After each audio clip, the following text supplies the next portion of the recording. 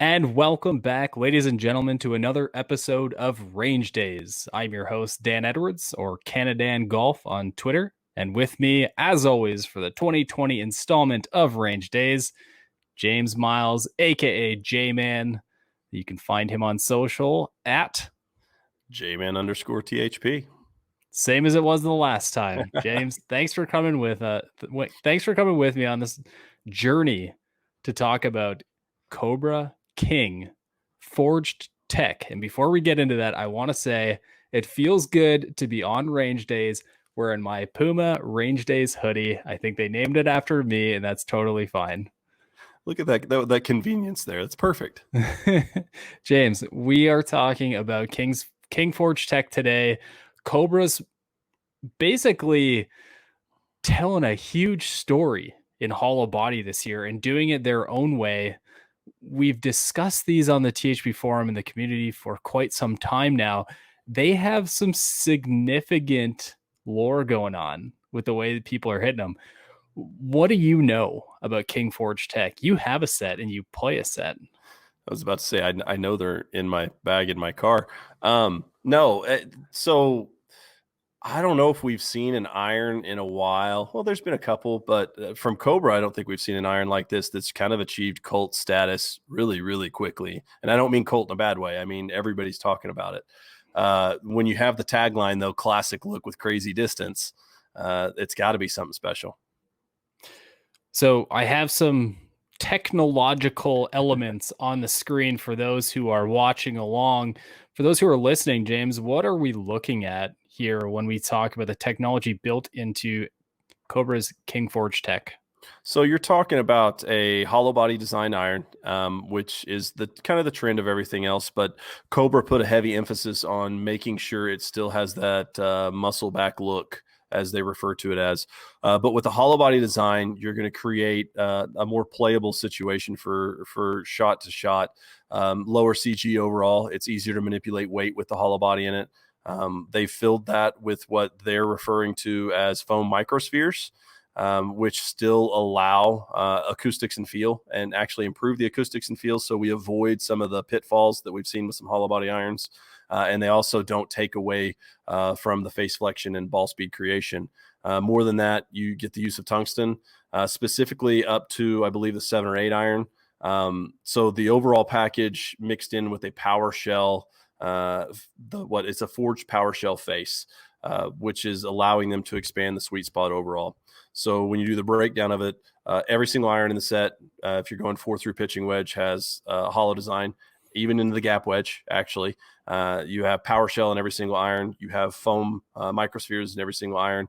And you have tungsten in the long irons until they segue into the scoring irons.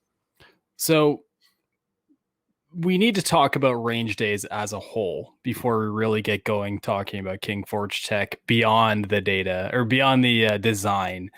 Range Days is a concept that was created last year to create some neutrality in the experience. Our goal is to take, and we are lucky enough this year to go to Club Champion headquarters up in Chicago, Illinois, hit a ton of irons with the same shaft, creating no variables between heads, and really getting a chance to experience what that technology brings to the everyday golfer. Now, it's 5 shots. I don't get redos as much as I'd love to have them. It's a couple swings to warm up, and the rest is just go, and let's see where it takes us.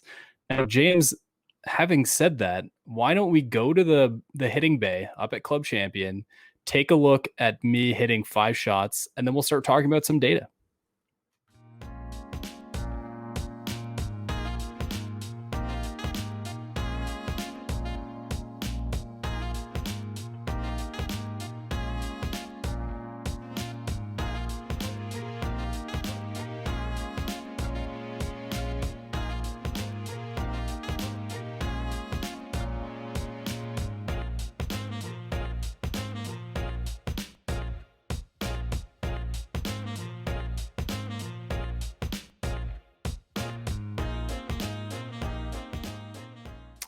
And we're back from the bay, as you can see.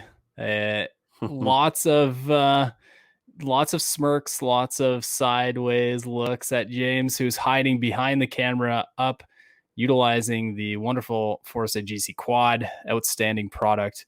And we have the down the line view right here, right now, James. Having watched the video, having experienced this firsthand with me up there at Club Champion, what is your initial thought, especially when it comes to, and I'm going to lead you into this, sound? Probably, I mean, they're these, and we've recently done one on the HMBs. I mean, they're the two best sounding, feeling, whatever you want to call it. Sound is feel, hollow body irons I've ever hit. I think you agree. I would have an incredibly difficult time telling you anything otherwise. I think Cobra has started to create a little bit of a personal profile in that sound is inherently important in their build process. We've seen products in the past. I mean, I gamed a super game improvement iron from them last year, purely based on the fact that it performed in the 4-iron slot and sounded close enough to the rest of the clubs in my set where I didn't feel like I was hitting a different club, if that makes any sense. And I think they've really carried that over into King Forged TEC, and it blew me away. This is not my first experience with the product. We've had events for THP, previously experiences where King Forged TEC was present, and it blew my mind. It almost to the point where I was hitting shot after shot, and I said, I'm either hitting these incredibly well, or the product just creates an extremely satisfying sound each time you hit it. And I'm not used to that with a hollow body iron. That really took me by surprise, James. No, and honestly, that feedback from that event and that experience is exactly why I pre-ordered my set, because we've known each other long enough and we know what each other likes long enough that when you were kind of gushing about that consistently, and it didn't vary, and you hit it on over a couple different days, it kind of told me to take a chance on them, and I think a lot of people have followed suit. On THP, I know a lot of people have followed suit. Now, it's funny you say that, because a big part of the club buying process anymore is fitting. Now, you took a chance, and I'm glad you did. You've since made some modifications to improve the experience for you, which is great.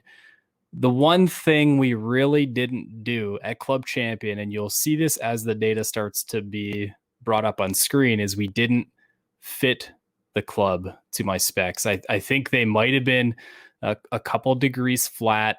That's going to be present in all shots that we show here, the toe down a little bit. The beauty of Club Champion is they will fit you on the fly. They will modify clubs on the fly for you. It's a really wonderful process. And it's something we were hitting a lot of shots, rapid fire all the way through the day, James. And if I have one regret for King Forged TEC is that we didn't do this, because I think changing this maybe 1 or 2 degrees upright would have told a totally different story than what we're looking at down the range here, which is a little bit of a fade bias. Yeah, and but at the same time, I think seeing the numbers like this whenever the fit was a little bit off, just in lie angle though, right? Because I mean, we were able to streamline shaft selection with the UST Mamiya 95 Proto. So you got that aspect of it. So we really, honestly, kind of worked to see what the head's going to work out with a little bit more. Yes, the numbers would have been more obnoxious for you if they would have been bent probably 2-3 degrees upright from where they were, because I think they were a couple degrees flat.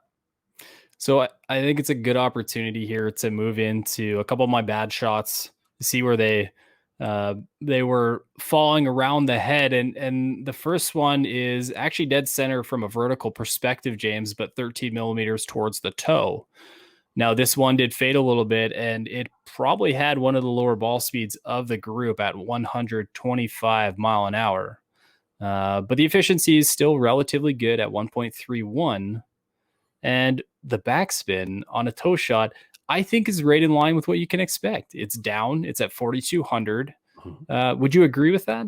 Yeah, no, I think that's what you would expect from a design like these. Whenever you're talking about an iron set that is still going to be on the lower spin side anyways. You catch something out there, even with the hollow body mass, the power shell face, and the way everything's been moved, you're still going to see a drop. But to be real, I mean, you hit it with 25.5 degrees aloft at impact of it all. So we still see a 19-degree launch angle. So at 19 degrees with 4,200 spin, I mean, you're talking about an ideal descent angle still. Yeah, and I can tell you from on-course playing, I've not had one single problem with the clubs ricocheting off the green and plummeting forward into sure death behind the green. That's Flyers. definitely not been my experience. Yeah, flyers, if you will, hot spot. Hot spots. But I like that we're experiencing a little bit of reduced spin here, because by design, additional spin is going to reduce the overall distance. And when you have an opportunity to say, well, I hit it on the toe and the efficiency wasn't as good and the ball speed wasn't as good, but the spin was lower. So I actually got my number a little bit more than I thought I would when it came down to how far the ball actually flew. Yeah, the spin's the save, because, and it's weird to say that, but if we do see the higher spin number by 1,000 RPM or whatever else on that spot, you're going to get more of the gear effect off of it with that miss. So it kind of it stabilizes everything. So why don't we move to my second shot, the second furthest shot away from the center of the head. This is kind of the opposite, really. It was almost dead center from a lateral perspective, but actually 11 millimeters low. And I think the biggest thing to notice here right out of the gate, James, is that expected spin increase to 5,700 overall backspin.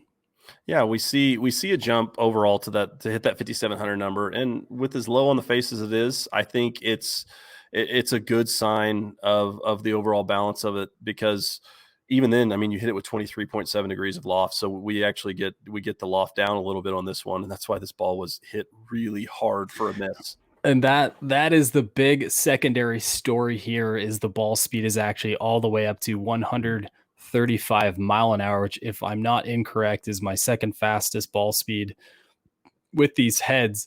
Efficiency is at 1.38, which I believe to be very strong for a 6-iron. Yeah. Club head speed has obviously improved quite a bit.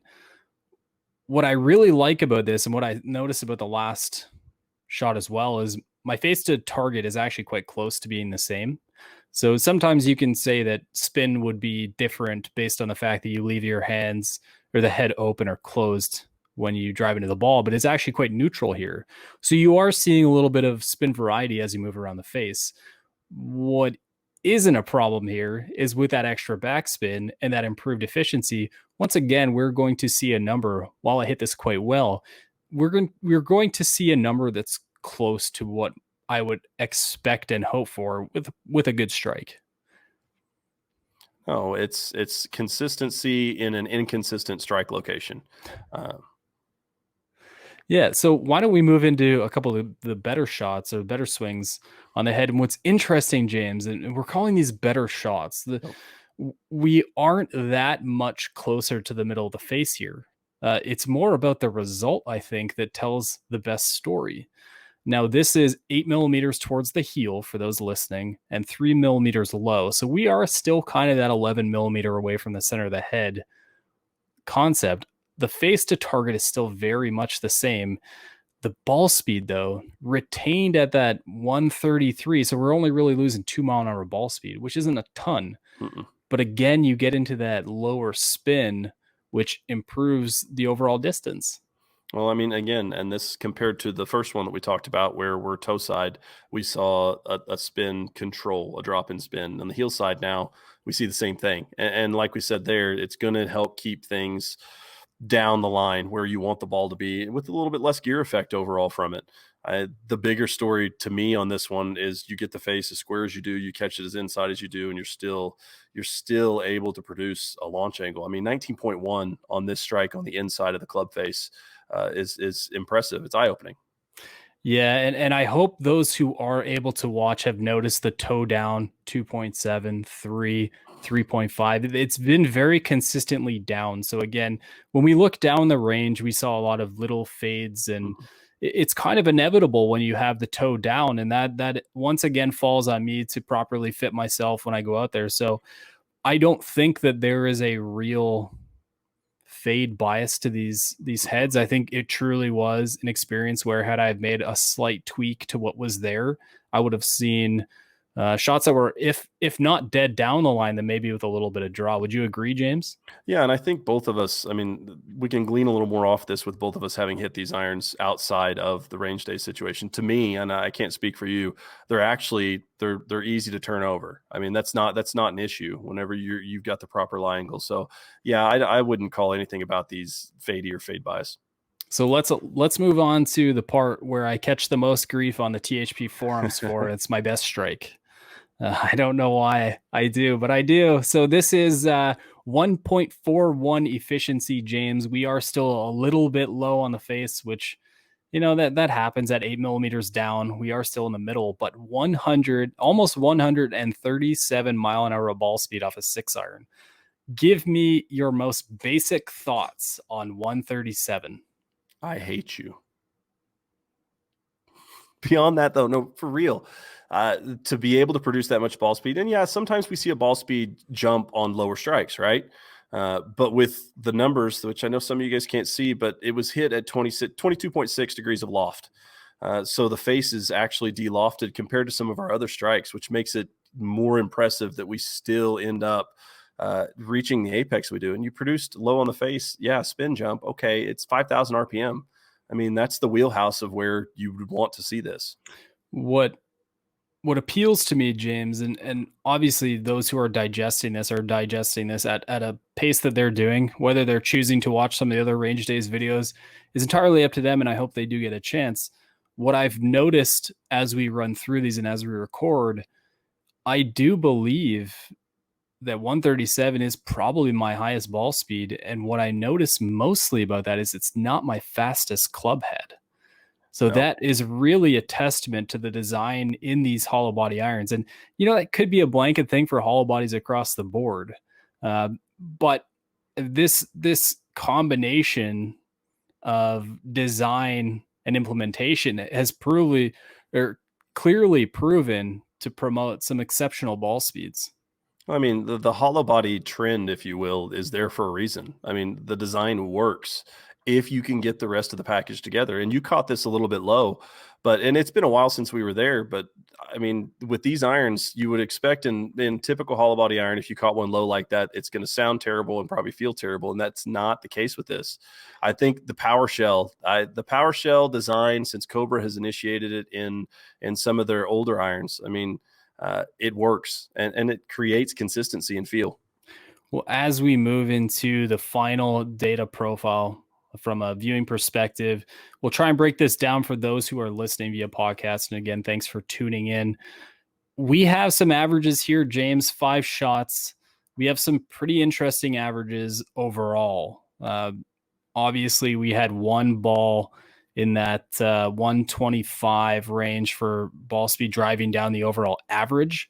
But to be at 133 or around 133 pretty consistently across 5 balls is, I think, again, one of the, if not one of the biggest, then the biggest story to be told here from a performance perspective. I mean, yeah, you're dealing with that. Not only that, the spin number is the other part that always stands out to me on this one. I mean, we're averaging right around 5,000 RPM, which with a modern hollow body 6-iron, right? 26-degree 6-iron in the case of the Forged TECs. I mean, that's a good wheelhouse of spin because you're not, the reality is most people don't produce 6,000 for a 6-iron or anything else like that anymore. But to hit 5,000 in a hollow body design, it's different. You don't see a whole lot of hollow bodies that can do that. And we also have a launch angle of almost 19 degrees on average. It seemed like there were a couple that I really drove the head in a little bit late and got to that 17.1, 17.8, but the average really seemed to be in the lower 19s, which promoted a pretty significant peak height and descent angles of right in and around 50 degrees, which again is a testament to the design itself to allow and promote this kind of launch overall, but also guarantees, at least for my swing, that when I go out there and use this kind of backspin to my advantage, especially playing in the wind, which usually is my nemesis, James. In this case, I have no fear whether wind or not.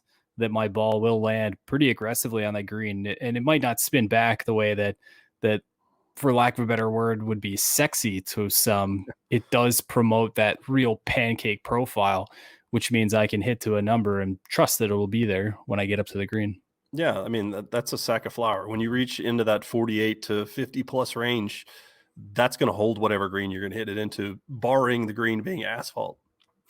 James, what I really liked about this club head, and we really haven't touched on it at all. Normally we don't talk about distance because the intent of range days is to discuss the performance aspects of a club. But from a distance perspective, I really, really lean on the fact that I went in between 190 and 204 yards. So we had 201, 193, 195, 204, and 190.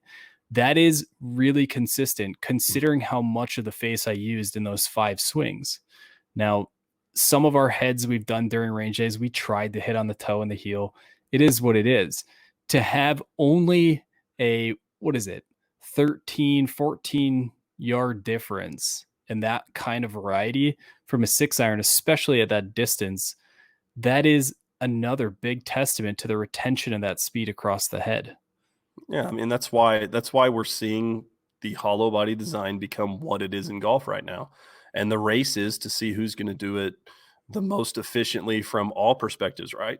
I mean, because looks matter, feel matters, sound matters, spin matters, all of it matters. And Cobra hit it hard on this one.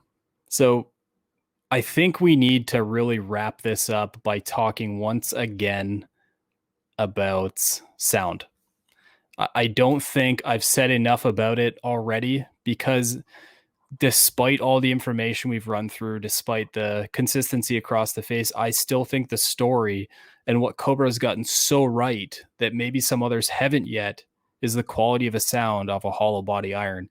I mean, this is a product where you go out and you hit it one, let's call it on the screws, as it were, and you want to do it again. And for Cobra, I think you can do it again a lot more than you would anticipate with other irons.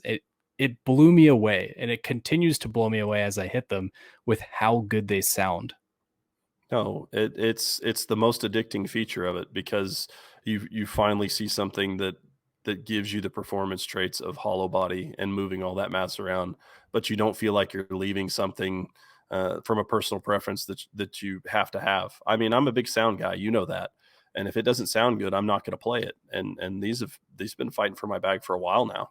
Now, the last thing we should talk about that we haven't really touched on yet, James, is there is a 1-length option for these irons. They've decided to include King Forged TEC in their 1-length offerings. Breaks my heart they chose yellow for the standard and my wonderful blue for the 1-length. However, it is great that golfers who are choosing to utilize that concept to have additional clubs to be doing it with. And I think this is a great set for those who want to play 1-length to jump into and get that experience that they might not get elsewhere. Yeah, Cobra's on. I mean, they've been pushing the envelope for some time on that. We know the Bryson effect, right, of 1-length and what 1-length's done, but it's beyond that. I mean, don't forget these also come with Arcos, so your either set is going to be Arcos enabled, which is a lot of bang for your buck because the set of 4-through pitch and wedge is what, $10.99? I believe it's $10.99. It's pretty outstanding. So in summation here, Cobra has created a club that is competitive in both performance and sound. From my perspective, they offer a number of different features, as James has already mentioned, to better control your experience with your game. I don't know. There's much more to say here, James, other than I think we both, based on the fact that we have sets in our own house with which to play, we are encouraging golfers to go out and hit them and tell us about that. We obviously have the comment section here. So if you haven't already, please like the video and discuss with us in the comments what you think about King Forged TEC. Subscribe for more Range Days videos because we will continue to do these as the year progresses. But we also have a great forum community where we discuss products like this, just about every golf conversation you could ever have. So if you're not already enjoying being a THP member, please take a look at the forums and join us in conversation, because I can guarantee these two faces are going to be in there discussing how great these irons are. James, thank you so much for joining today. Is there any parting thoughts you have for King Forged TEC from Cobra? Go hit them. You heard it there first. Enjoy it.